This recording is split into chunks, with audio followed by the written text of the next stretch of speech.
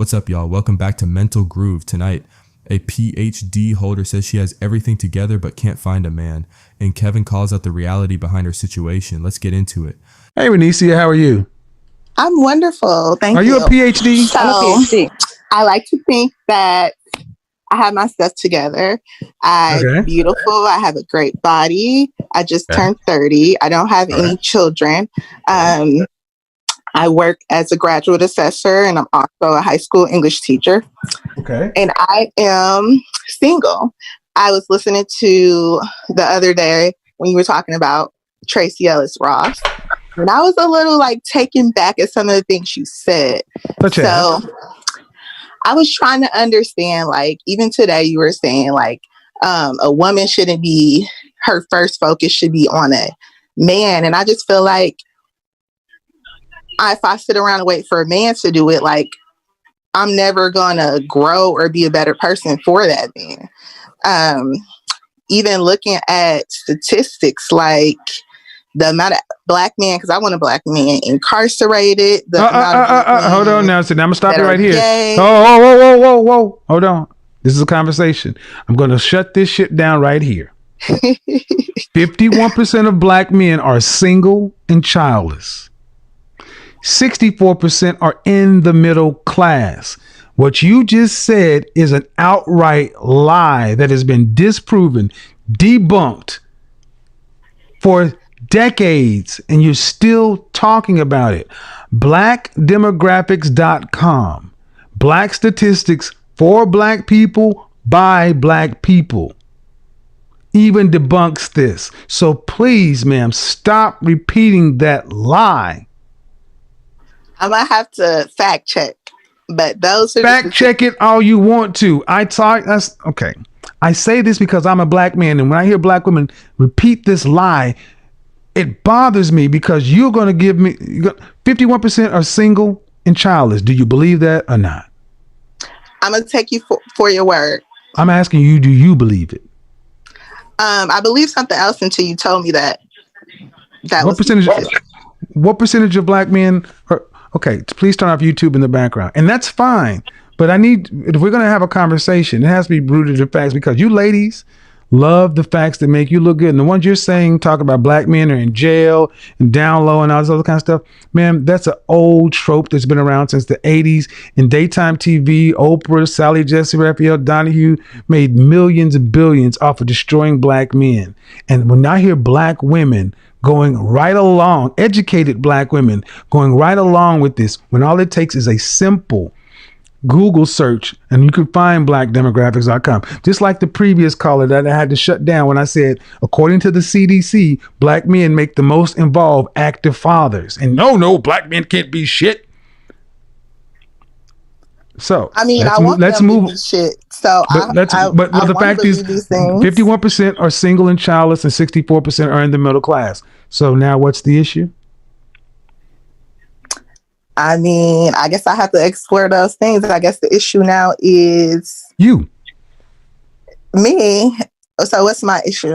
Well, do you want to be married? I do, possibly, but I'm happily single as well. So okay. Well, happily single. What does that mean? It means that if I never had the opportunity or meet the right person, I will be okay with that. Why would you never have the opportunity? If I just didn't meet the right person that made me feel special and loved, important, treated me right, didn't cheat, all that stuff. So in other words, I feel like I got it. Excuse me. Okay. Well, I asked you if you said you never have the opportunity. Then I said, why wouldn't you have the opportunity? You just skipped right on over to that to get into the finding the right person. Why wouldn't you have the opportunity to get married?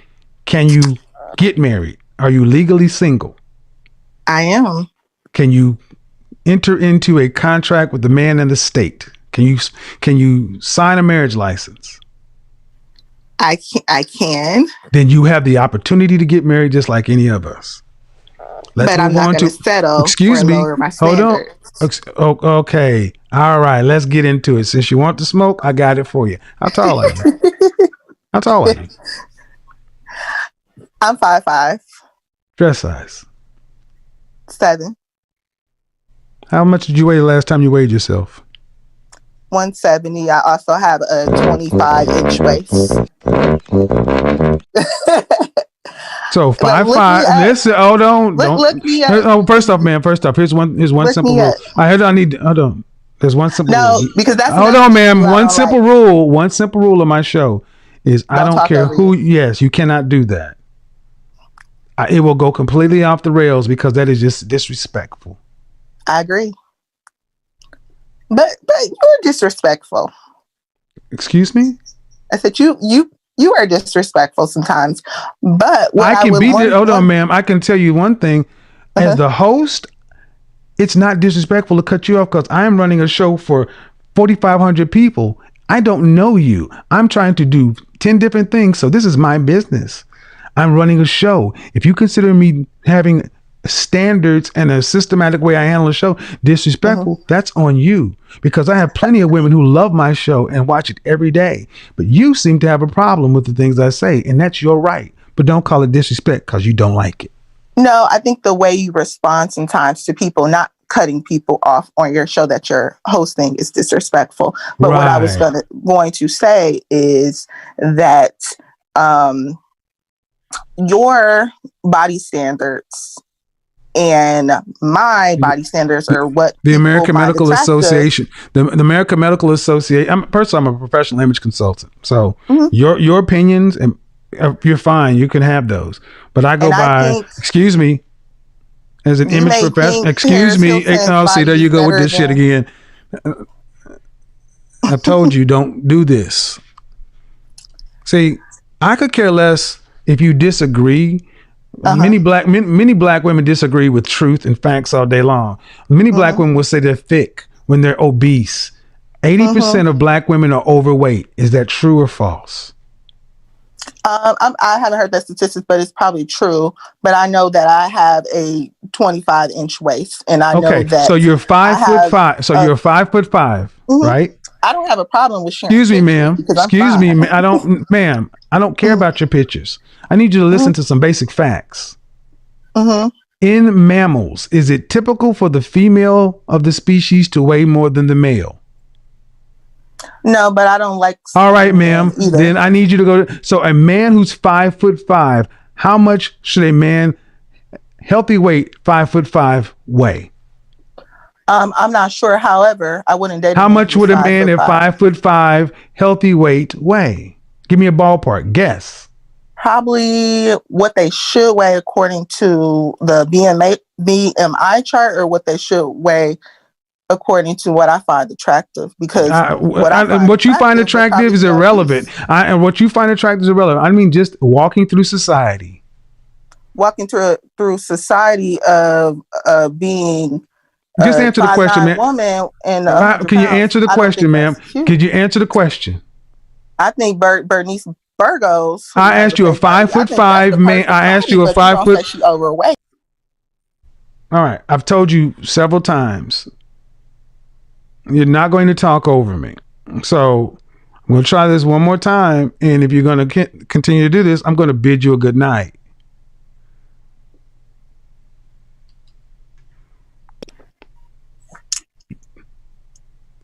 I asked you to answer the question, and you just keep on saying what you want to say. I just asked you to be polite, ma'am. I'm trying to be polite to you. Could you please answer the question? Just give me a ballpark. How much should a 5'5" man weigh? I was actually just looking at this chart recently, and I believe it's between 175 and 195. No, ma'am, it's not. The average American man in 1960 was 5'9" 3/4, 5'10", and he weighed 165 pounds. The average American female at the same time was 5'4", 120 pounds. Fast forward 55 years later, the average American man was still 5'10", and his weight had ballooned up from 165 to a whopping 168. He gained 3 pounds in 55 years. Yet the average American woman went from 120 to 160, a 40-pound differential. There should roughly be a 40 to 45-pound differential between men and women. The average height of a black woman, average weight of a black woman in this country, 5'4", 187. 80% of you are overweight, and you think because you have a nice snatched waist and a big ass, and you like where the fat landed, that changes it changes the way the body is set up. You're overweight for your height, and bottom line, you weigh more than a man. I don't weigh more than the man I date. If a man was your height, if a man was your height, you would weigh more than he does. You weigh more than the average American male who's 5'10". Did you not hear me say that the average man is 5'10", 168? You weigh more than the average man in this country. And the average man in this country is in my DMs. Average man in this country. And you can have all your defiant attitude and not like it and challenge the BMI and the racial disparity, whatever. Doesn't matter. You're overweight for your height. I am, and I'm fine as hell. Well, good. Knock it off. You could be as fine as hell. And the problem you had with me saying Tracy Ellis Ross could not get a high value man, and she's happily being single, is what? Oh, do you consider Tracy Ellis Ross overweight? Is her BMI, her butt? I asked you, see, the proper thing to do, ma'am, is before you ask a question, you answer the question that's been asked. You don't answer a question while asking another one. That's rude. That's disrespectful.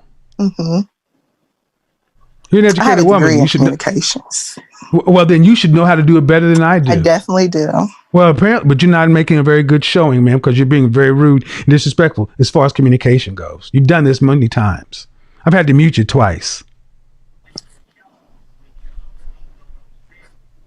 I'm a PhD. So the question was, answer the question.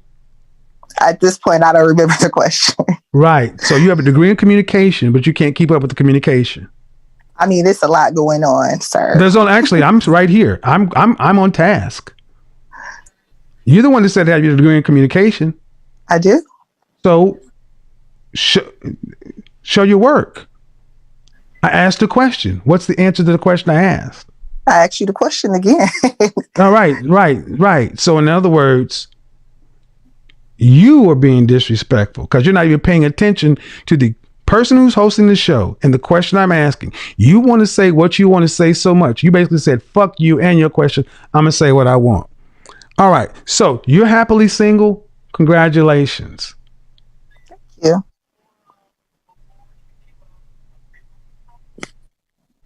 What else? I said, thank you. So what else would you like us to know? I mean, I believe that's it. And you're how old again? Say that again for me. And so you're how old again? I'm 30. I just turned 30 this year. All right. 30 years old, happily single. 5'5", 170 pounds, 25-inch waist, and all these other things. But why, if you say you're happily single, but you'd be open to a relationship, which do you want? So right now, I decided because I was dating someone and I got out of that. Can you make it short, please, ma'am? There are 4,700 people. Can you please kind of shorten it down so we can go back and forth? Which one would you like? Which one do you want? Do you want to stay single? Would you like to be in a relationship or married? Right now I'm focusing on me for a while, but after that, yeah, someday what? Maybe in a year, I'll consider like dating and meeting someone and getting married. But have you ever been engaged? I have not. Okay. Women control access to sex. Would you agree or disagree? I agree. Men control access to relationship and marriage. Would you agree or disagree? I agree. So just because one day you may decide you want to do it, do you think it could happen just because you may decide you want to? If I meet the right person, yes. No, you don't control that. We do. See, you ladies always talk about one day in the future, if I decide I want to. You don't control that. Men do. That's what the old Tracy Ellis Ross was talking about. She's open. You can be open all you want to. No one wants to pick you. 25-inch waist and all. Mm. I mean, you've never been engaged to this point, right? I haven't dated anyone in 8. I haven't been in a relationship in 8 years either. Exactly. Thank you for proving my point. I've been focused on me. Exactly. I be in the gym. I could not dream you up, ma'am. You are you are the person I made this show about. You have no relation. It's difficult for you even to hold a civil conversation with the man who challenges you.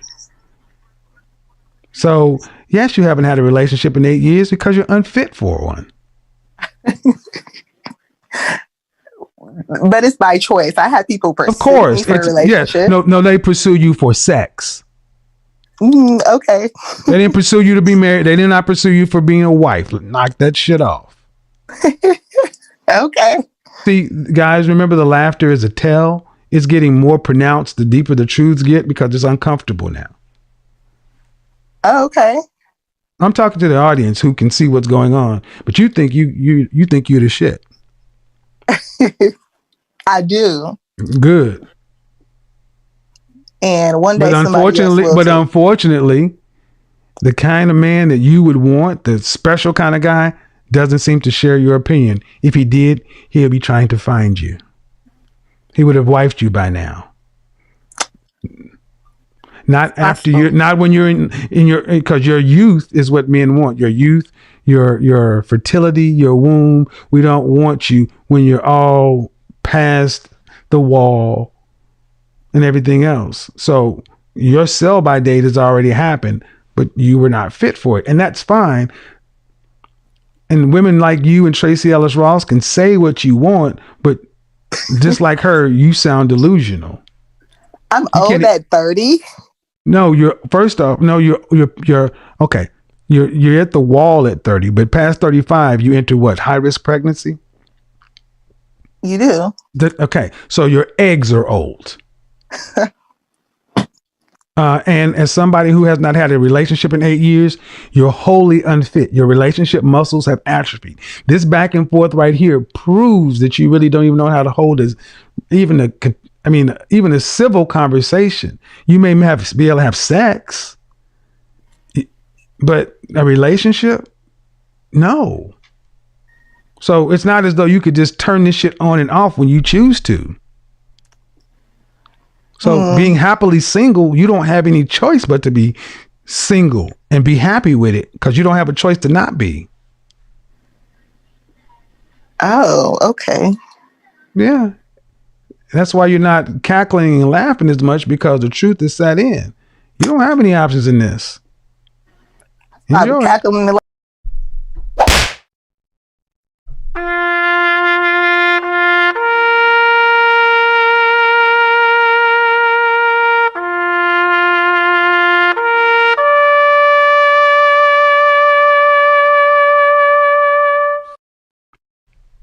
I'm a PhD. I got a communication degree. Yeah. All that shit has not helped you one bit. I'm fine. Right. And Tracy Ellis Ross is something you're not. She was birthed to music royalty, and she's been a successful actress. You just some chick out here with a communications degree and an attitude and an opinion. Fuck out of here. This conversation really highlights the gap between self-perception and external reality. She lists her credentials: PhD, stable life, confidence, and from her perspective, she checks all the boxes. But Kevin challenges whether those are actually the boxes that matter in dating. When she brings up the idea that most men are unavailable, Kevin shuts that down quickly. His point is that the issue isn't the lack of men, it's how she's evaluating the situation and possibly filtering her options. The conversation then shifts to accountability. She says she's happily single, but at the same time, she's questioning why she hasn't found the right person. That contradiction is what Kevin focuses on, because if you're truly satisfied, the question wouldn't carry that weight. Then comes the more direct critique about her appearance and how men might perceive it. She pushes back, saying she's fine as she is, while Kevin argues that perception in the dating market isn't just about how you see yourself, it's also about how others respond.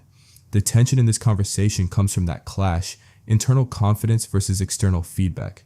The takeaway is clear. Confidence is important, but if outcomes don't match expectations, it's worth reassessing what's being prioritized and how it aligns with reality.